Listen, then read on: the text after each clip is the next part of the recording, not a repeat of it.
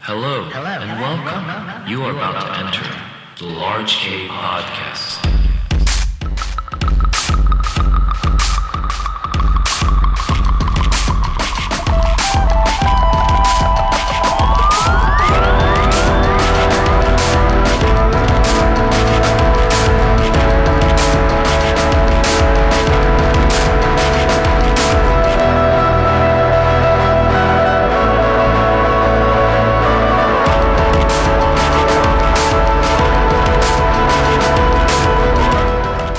What's up, everybody? My name is Kazu, and welcome to another episode of Large K Podcast. On this show, I interview bands and artists, and we talk about their music, influence, and how they got to where they're at. I focus each episode on one artist, and for this episode, I had a chance to speak with Chris Norwood, aka Repeated Measures. I randomly got to know him at a Christmas party last year. He plays electronic music and also a part of a collective called GRN+GLD. They're located in Long Beach, and they play live shows very consistently. Repeated Measures music is pretty unique. It has that dark, minimal vibe similar to Flying Lotus, but with a touch of post-rock influence. We got to talk about his records, as well as his amazing experience of playing shows in Japan, and I got to know him even better, so this convo was definitely a success. Alright, here it is, my conversation with Repeated Measures. Enjoy.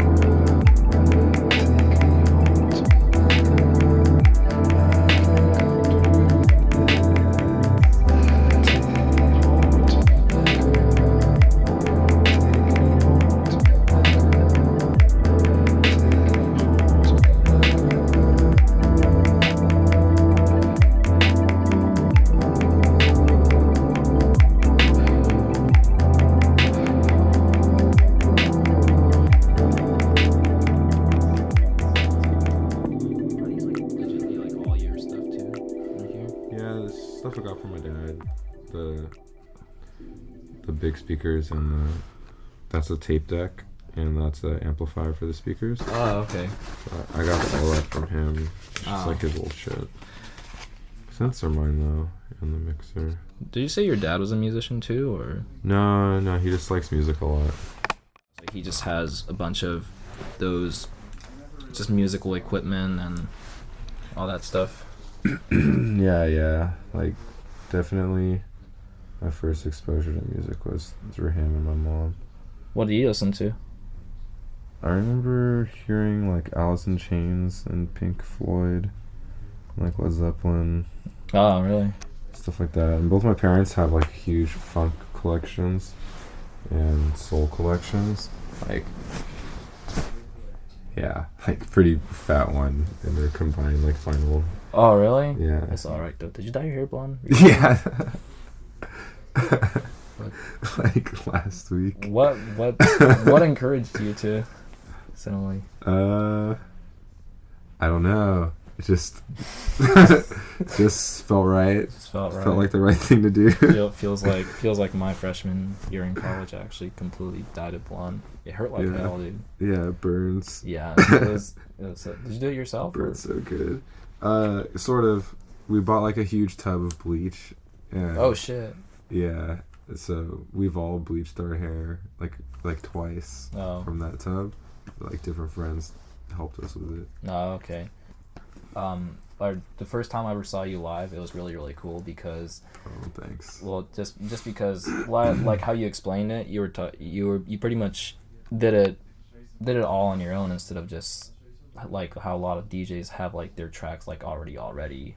Yeah. I think when you saw me, I didn't have a computer. No. So it was all hardware set. Yeah, it was all hardware plus like a guitar. So yeah, no, that was pretty tight. That was pretty tight. Plus, like I think the visual like itself helped too. So like overall, like everything really really worked out. But before getting into electronic music, I know that I think you told me that you were in different bands before. But what was your first instrument again? It was guitar. Guitar? So, yeah, when I was like 11. Okay. Did your dad expose you to that too, or? Like in a way, yeah, just through hearing like Jimi Hendrix. Okay. Yeah, just hearing the music, but not really knowing what guitar was, or like, what guitar sounded like. Yeah. I remember just wanting to play that sound, and they told me that that's a guitar. I didn't even know what the sound was. I was like, all right, I want to do that. I see. And what kind of band was it when you first started out? Was it? Did you say it was like a? Maybe like my first like serious band was like an indie band in high school. Oh, okay. Called Girls at War. So it was like an indie band, but it wasn't really all that serious. You were just kind of just jamming it out with your friends. Yeah, There's like the whole idea behind it. We were just high school friends, and we were like the only musicians in Diamond Bar. Diamond Bar was like a really weird place to grow up because no one was really doing art stuff. Right. And the band I was in was just pretty much me and like the 4 other musicians that I knew that wanted to be in a band. So we were like, all right, it's just us, and we just like did the best we could. We came from different backgrounds musically, so there was a lot of like compromising at the time, and it's interesting now we've all grown up and we all ended up going in the same direction. Right. So Remy K is actually the singer from that band. Oh, okay. Right now we're both on Nulos together. Okay.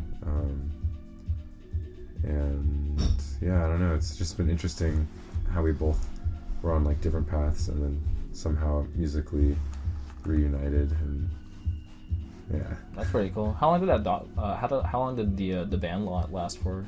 Yeah, that was like maybe 3 years or something. Oh wow. It was a while. We played a lot of shows, like local shows, and mostly at places that aren't even around anymore. But, okay. Like Chain Reaction and stuff. Chain Reaction. There you go. Some pay to play. Yeah, we never played Glass House, but I remember that was like definitely the dream back in the day. Of course, like, dude. Yeah. I gotta play the Glass House. You see the shows there, like one day you aspire to like. Still want to play the Glass House. Yeah. Want to make it happen, right? Yeah. Well, that's cool. And then, because I mean, I assume that you guys, even though you guys aren't necessarily together anymore, you guys are still connected, right? I mean, like. Yeah, like actually, strangely, a few weeks ago, Remy, who was the singer in that band, hit me up and the old bass player from that band to like be part of her new band.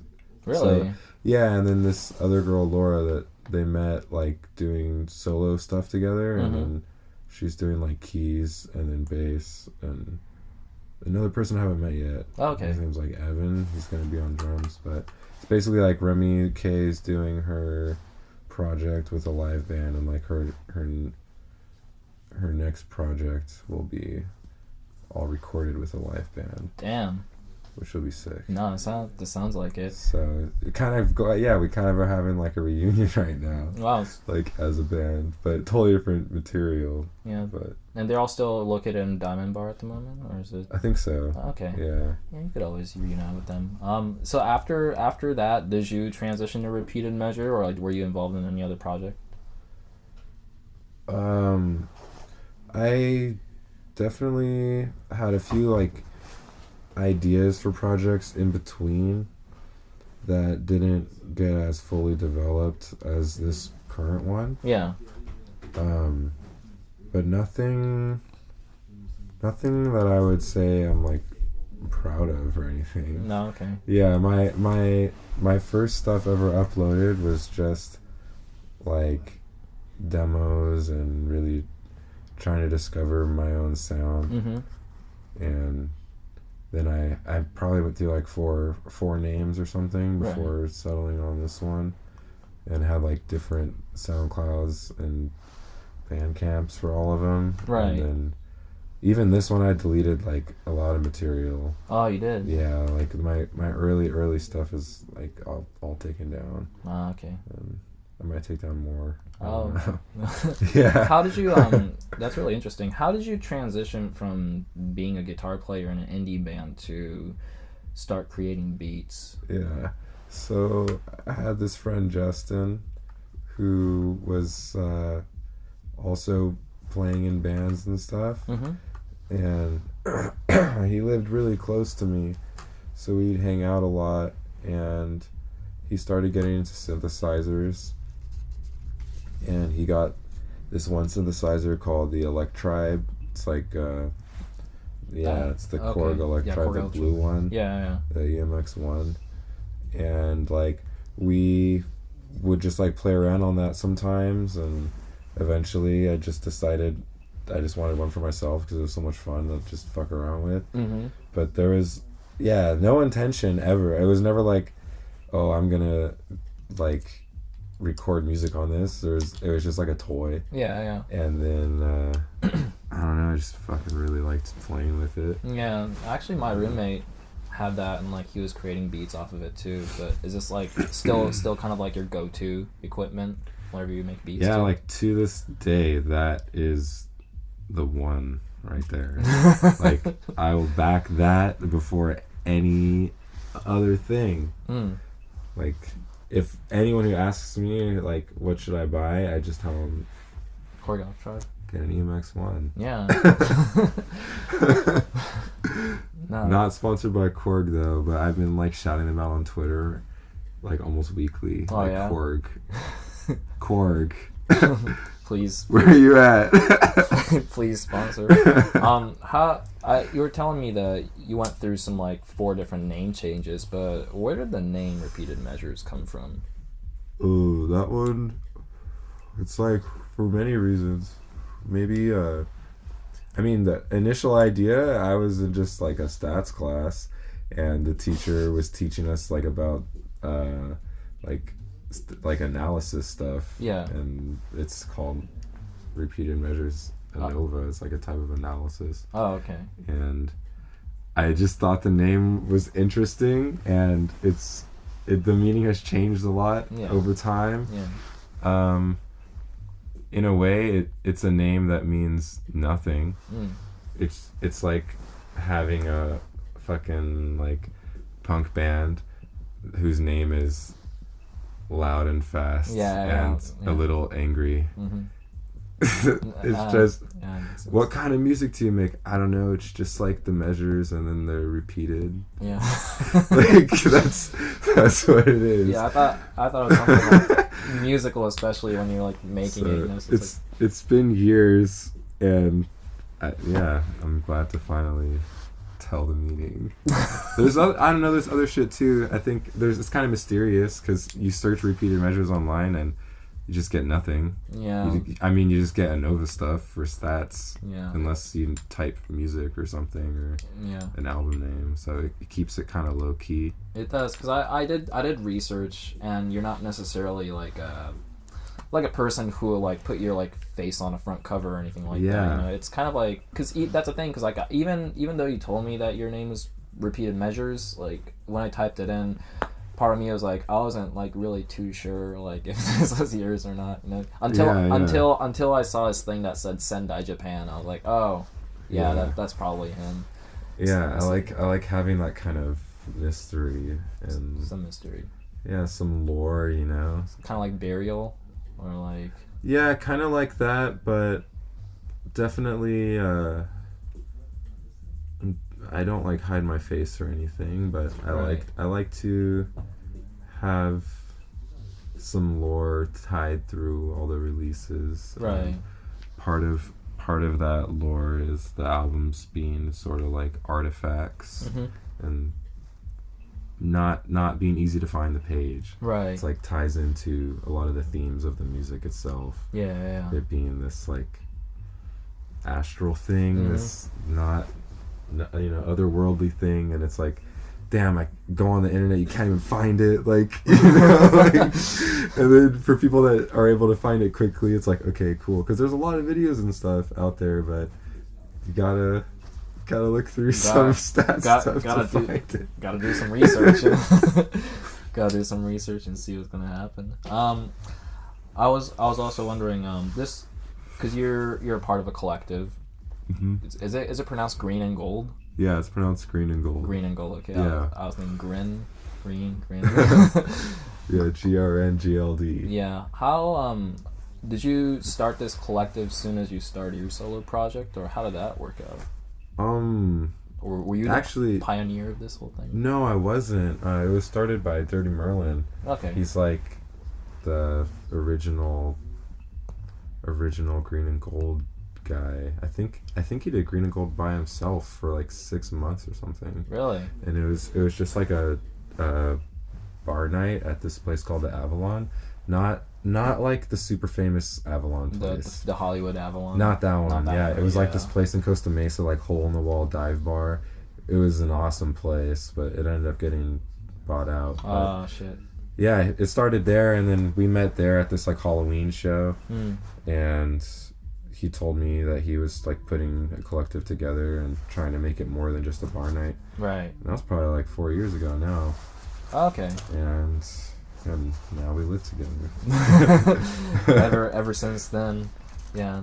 But that's cool, cause as a collective, like, do you see that just kind of like you're able to witness like growth and like everybody in there, so it's kind of cool, right? I mean, yeah, witness everyone's releases have been growing in different directions, and it's been cool retracing the trajectory of people's choices of like styles to go for, or just knowing them all so well. Anything that I hear, if it's theirs, and like I just hear it like on someone else's computer at a show or something, like right away I'm like, oh, that's so and so, like I already can tell just from knowing that trajectory from them. Yeah. And that's definitely a nice thing to have. Yeah, knowing the aesthetic and the style and all. I wanted to ask you a question about your releases, actually. And, yeah, sure. I was actually listening to a bunch. And then I think, so back in 2012 you released Anova. Yeah. And then like I was actually kind of comparing it to your latest full length, I think it was Dark Matters. Yeah. And what I realized was that I have this is just like my theory, but like I have a feeling that you were really influenced by post rock in this like first record, because it just sounded very warm and like kind of more slower and instrumental, but then like we get into your later stuff and it's kind of dark and minimal, kind of like Fly Low. So like I don't know, was that kind of like would you say that was like the flow of the direction that was kind of compared to your early stuff? I think right in between being in the indie band and having this project, I was really into like Cigarettes and Explosions in the Sky. Oh, okay, yeah. And like Autumn Leaf and that, that whole scene. Yeah.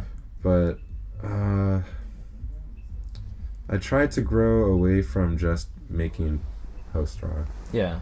And I think over the years I've been keeping post rock as the very core of everything still, but letting so many other things enter that world. And I think to this day I still have like tremolo guitars on tracks, and I have like post rock drops and stuff, like low key it's still there, but it's just not like Anova was very like, this is post rock. And now it's very like, what is this? Like I definitely get that. Like when I was listening to it, because just I love comparing like the influences that the artists have from like early on. And I didn't even know that Collapse had like a vinyl release too. Like you actually have a vinyl. Like that's yeah, pretty cool. yeah. And there's also like a fat zine that's in there. Yeah. It's like 30 pages or something with art from all my homies, and yeah,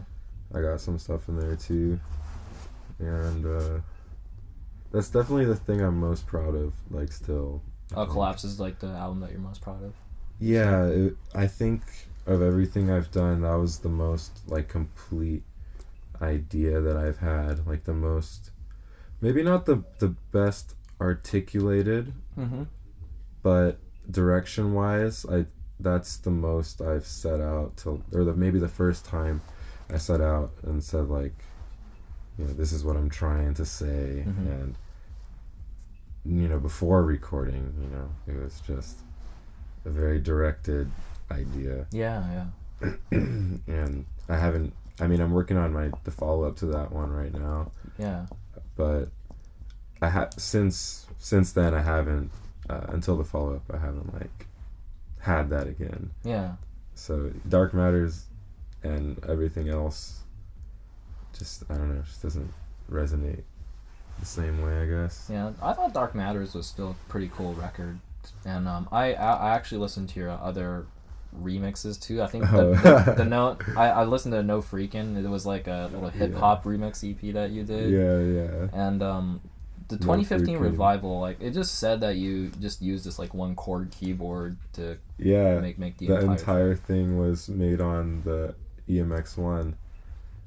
Yeah. Oh, okay. And on No Freaking too. It's just EMX1. Oh.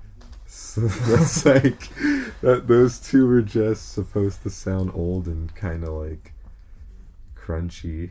And yeah. This is an old machine, so it has this natural, warm and dirty sound to it. Yeah, I still dig it though. Because I know. How long were you in Japan for, by the way? Like a year and a half. Yeah. Because I know you're currently making you're currently making new music right now too, right? Yeah, like all the time I'm working on stuff and trying to just get it all organized in my head. Yeah, I guess my question is, like, did your time in Japan, like, influence any, like, just anything musically, like, of whatever you're creating right now at the moment? Yeah, you know, I think being in Japan influenced me in, like, two like really distinct ways. Okay. In a more like introspective way, it gave me a space to really like develop my sound, and it was in a new environment. Right. And I was separated from, you know, any influences other than like what I tried to find on my own. Yeah. And like the environment I was in, and I was living like pretty much on a rice field for a year. Oh, okay. So I was like in the cuts. It was just I don't know. Being in that environment definitely influenced me, and I think in a good way. It was like really grounding. Right. So Collapse as an album is very like otherworldly at times. Yeah. And it's more about cosmic things, and now what I'm focusing on is more like earthly things. So just from being and getting back in touch with that, like I went on so many hikes, and I went on so many like trips through like different forests and different coasts, and it's all stuff I had never seen before, and the kind of environments I'd never ever seen before, and I saw like crazy bugs and plants I'd never seen before. Like cicada that's like this big. Like the cicadas. So that's definitely all in there, and I think it's really obvious, and when that record comes out, I think people will pick up on it.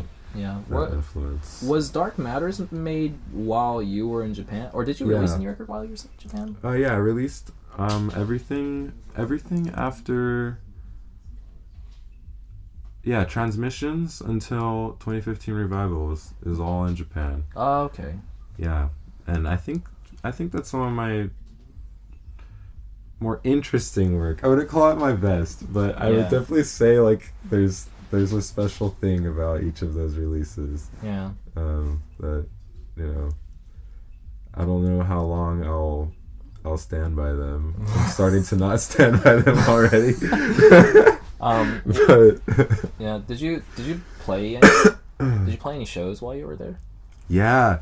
Yo, I was in like this crazy DJ crew in Sendai called Radar, and every month we had a show, and those were good times. Maybe like 100 people would come out every time, and it was always like the same 100 people. Really? There was a lot of maybe like half foreign people, half Japanese people, and everyone was like intermingling. And nice. The other DJs in the crew, like this dude Asai, this dude Ryo, an exoskeleton. What do people call you, Kurisu?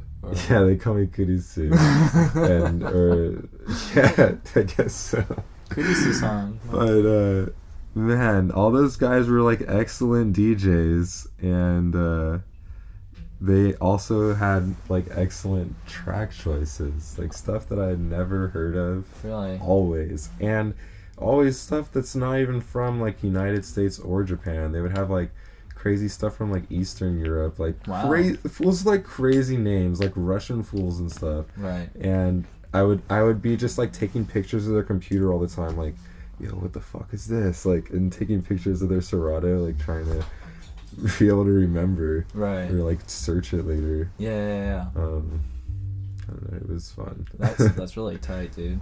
So pretty much the Japanese crowd reacted pretty well to your music then?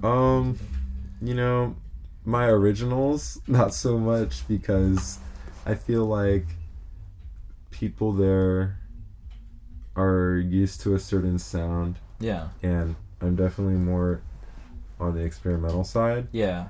But when I would DJ shows out there, yeah, it was always like pretty crazy.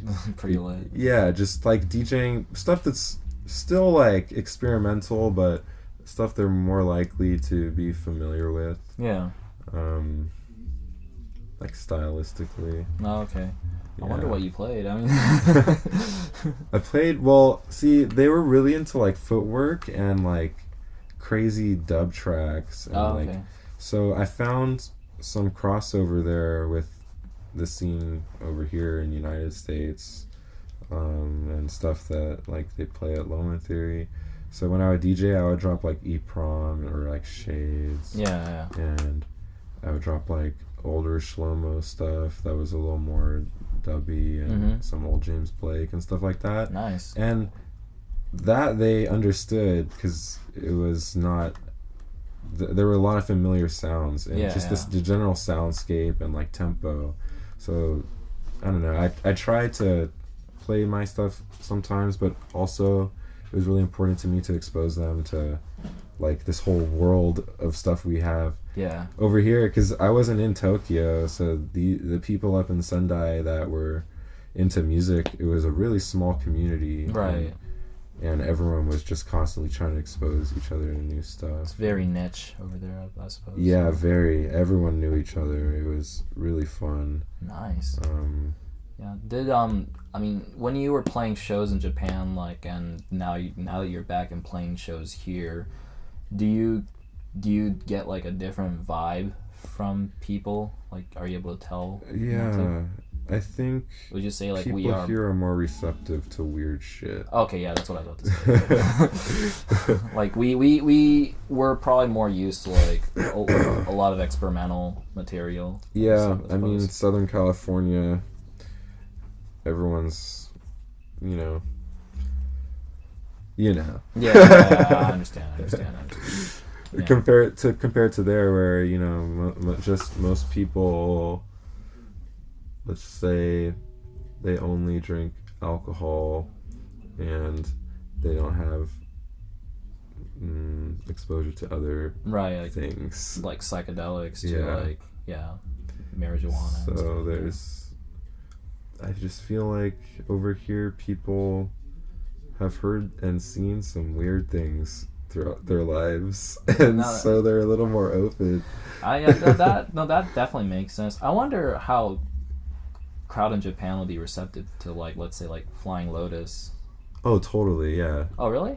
Yeah, you see, it's what I learned was it was about mixing in stuff they would kind of know with stuff that they weren't as familiar with. Now the DJs that I knew, they knew like John Wayne and Fly Low and Daedalus, and they knew about all that stuff. Right. But they would tell me like not to drop too much of like certain styles, and I don't know, it was weird sometimes, to be honest, the crowds there, but over time I was able to learn like how far you could go with it. Yeah. Like I've dropped like Zodiac shit all the time. Now, you know, but if I drop like, I don't know, some more eclectic shit, then they were like, what the fuck is this? Like, I just get like stares. I'm like, alright, like, I fuck with this though. Like, I would drop it anyway, but dude, I'm gonna try. Yeah, do what you want to see, like, cause you never know like what the crowd's gonna like really vibe with at the end of the day. So yeah, and no matter what was getting put out, you know, we all just were having a good time doing it. Yeah. And the other guys knew what the fuck like people were down for out there way better than me. So yeah. But it was interesting also seeing over time how we all influenced each other, because there was this one guy, Mooney, who liked 90s hip hop a lot, and he knew some LA artists, but we would hang out a lot, and by the time I was leaving, he was dropping some sets that were all LA artists, like all Alpha Pup and like, you know, shit that Alpha Pup distributes digitally. So those were some crazy sets. He'd be dropping tracks. I'm like, well, you know this one? What? Yeah, it's something to definitely be excited about. I feel like whenever you watch live shows, like to me, I get a lot of influence from like watching them, you know, and I suppose that you do too. But this is a question that I ask to everybody that I interview. But to you, what was one of the most memorable shows that you've ever been to? And you could include both DIY or venue. Memorable that I've been to. Yeah, I mean, if I say best, then like you're not gonna think so. Well, the most memorable, not the best one, but like the most memorable is definitely this time me and some of the Green and Gold guys and our friends band Burger had this show in Apple Valley at some weird like random desert music festival.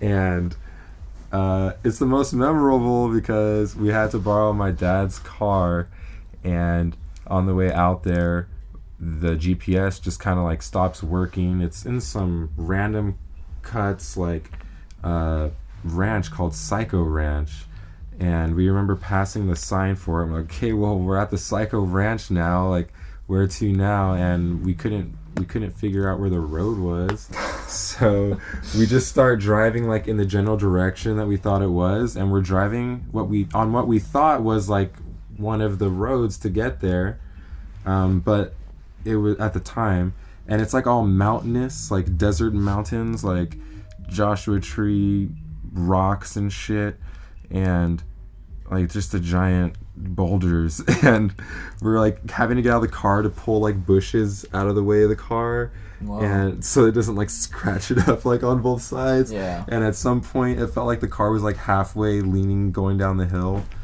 and then finally we get there, and whatever, we have a good time, we all play music. Those kind of shows are always really fun, like those desert ones, because you play at nighttime and it's like pitch black, just like under the stars. It's all. So for the music too, those shows are also really memorable. But this one especially because of driving up the freaking like mountain on the way there. And then on the way down, people were like, "Hey, be careful, the road's pretty crazy." And we're just like, "Yeah, we know. Like, thanks, man. Like, we'll see you guys later." And then we follow our friend down, and it took like 5 minutes, and the road was like just a normal ass road, and all the way down the whole car everyone was just laughing, like we couldn't stop laughing. Oh wow. All the way. We were just like, so when's the crazy part coming? And just like we were just dying all the way, and we get to the bottom, and I guess the way that we went like was not even a road. We just like drove over some mountains in a fucking like station wagon. Oh shit. That's crazy. Good thing you guys are still alive and like just Yeah, that's the most memorable okay. one for sure. Yeah. What would you say was the best show that you've seen like somebody play? Man, the best one in recent years. I always love seeing Warpaint. Oh, are they good live? They're really good. Yeah. Yeah. Warpaint's up there. I mean, inside the electronic community, I'd have to say this dude in Japan, his name, hold on, I have this set. Yeah, his name is Keito. It's like Keito. Keito? Yeah. He had this amazing set. He had just like an MPD and like Ableton or something. Yeah. And he played this crazy footwork set that was like, he was live triggering samples and doing like all his drums like by hand. Yeah. And I've never seen someone do that with footwork like that. It was really crazy. Oh wow. I mean, people do that with hip hop a lot, but yeah, like the shit he was doing was just dope to watch and like dope to be there. Damn. So yeah, they're just like in some basement bar in Sendai. And he was actually selling cassettes too. Wow. Yeah, he was selling cassettes. It's got like sick, like smoky green and red and blue artwork on it. Wow. And it's like a split one too. On the back is a different guy. Oh, okay. Yeah, that was definitely the one. Yeah. He's got this YouTube video. He has his MPD like on a chain around his neck, and he's like pulling it on his chest. Oh, really? Yeah, it's pretty weird. It's kind of like pretty awesome. I know that Daedalus, he does this whole thing, you know. Oh yeah. But like actually on a chain, Mm-hmm. like attached to your body. That's kind of crazy, yeah. Yeah, that video is hard as fuck. He's just like, it's just him in like an empty room, right? And he's just like playing the beat like brr, brr, brr, brr, brr, brr, brr, brr. And like he's doing like all the finger shit, and he's just like chilling with the chain. Like it's so tight. That's crazy. I wanted to also ask you about just kind of like this is kind of an in general question based on like how like in the recent years I feel like electronic music is like pretty big right now, whether if it's mainstream or like whether if it goes underground. I was wondering like what do you think of the perception that people have of live electronic music, and when people say shit like, oh, all they do is like press play, or kind of along that line? Well, to be honest, I think a lot of people do just press play, and I think that's the problem. Yeah, to be totally honest, the perception is totally based upon what people see. And if you want people to think that, if they want people to take a live electronic music seriously, then people who are, quote unquote big and doing, crazy tours and stuff, have a responsibility to present electronic music in a certain light, and I think if people fulfill that responsibility, then the perception will change. Yeah, definitely. I think most of the time it people don't really care, or like I assume that people don't really care the fact that the person is actually like doing something. I think it more turns into like a kind of like a gathering, like where people could like kind of rock on with each other. But yeah, there's definitely different types of shows. There are some shows where like I just want to see someone DJ, and I don't really care what they're doing at all. Exactly, yeah. But then there are definitely some times where you're going to see a certain artist, and like it's at a certain type of venue, and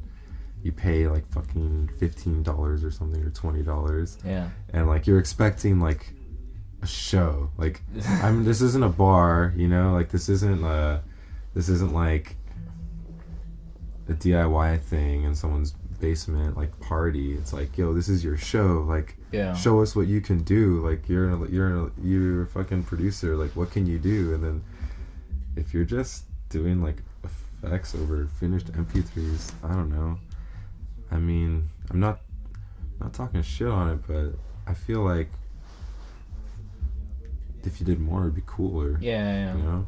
There really isn't like that's what I want to see. Kind of much substance to it. Yeah, no, I mean, definitely, like, I feel like seeing, let's say, bigger trance artists is like a lot different from like than watching like machine drum play or like, you know, or just along that line, because I've seen it both ways too, and I think the coolest is like when especially like, for example, when you were playing a live show, you pull out your guitar. And I had guitar on like some tracks. Yeah, that I think adding that instrumental element to me, like, it was actually pretty cool, because from what I remember watching Subtract. Are you familiar with Subtract? Yeah, a little bit. I've never seen him live though. He's it's pretty cool. He actually pulls out his drum set and actually plays along to it. He's actually a pretty talented drummer. That's cool. Yeah, so I think I should go notice that too. Yeah, definitely like a live show element to electronic music is. Oh yeah, I think that's so awesome when people do that. That's like on a whole nother level. I think, like, speaking about like playing live, I think what I do is a total step below the fools who have like a whole freaking band like playing their shit back live with like their synths and their loops and someone doing drums. Oh yeah, I mean that takes like hella preparation too. Like so when I saw like what Shlomo's band did for his Dark Red tour, that's like what everyone that's like the bar. Like you want people to like pay to come see you play a show, like you better be doing that. Yeah. Like, it was so tight. Oh yeah. You know, he it's just the three people. One guy drums, like live drums, like acoustic drums with a drum pad. Yeah. Shlomo, I don't really know what exactly he had. He had some like launchpad stuff. He had like a little MIDI keyboard or something, and guitar. And then like Deej was playing like keyboard and guitar, like bass or something. Right. Yeah. They did like a live rendition of so many different tracks. Right. You could see that they were each like playing the freaking recording, but it was live. Like it wasn't just loops or something. It was sick. Yeah, it takes a lot of and plus like you could like skew the song in a different direction too. So like I think that's like the fun part of it, especially if you're a fan and listening to music and be like, oh, it's that song, and then I think that whole portion of it's cool. I wanted to well before I conclude this like interview, I want to ask a few more questions. Within your live show element, because I know as I was watching you, I like how you utilized your guitar case as like a little stand, and then like adding like everything that you have right there. Does that like change up usually depending on a show, like the type of equipment that you use? Yeah. So speaking on shows, I mean, I've been speaking about only one type of show, I guess, most of this time. I'm speaking on like something more in the band world. So like the material I was playing that day is definitely more, I mean, the people I was playing with were bands that night, so it's definitely more in that post-rock world and more experimental electronic, not necessarily dance music. Yeah. So yeah, at those types of shows I like to have that set up. But then and speaking about, you know, how I feel about other artists playing live, it's in that environment. Of course, I think having like your actual band is awesome. But then there's like a whole nother environment that's just, you know, partying and bars and having fun. Yeah. So when I do that, it's a totally different setup. I'll play on anything, like play on the table, play on the floor, like hold it with one hand and play it. Like it doesn't matter. And the equipment I bring is different, and the whole vibe is different. And yeah. No, that's really, really tight.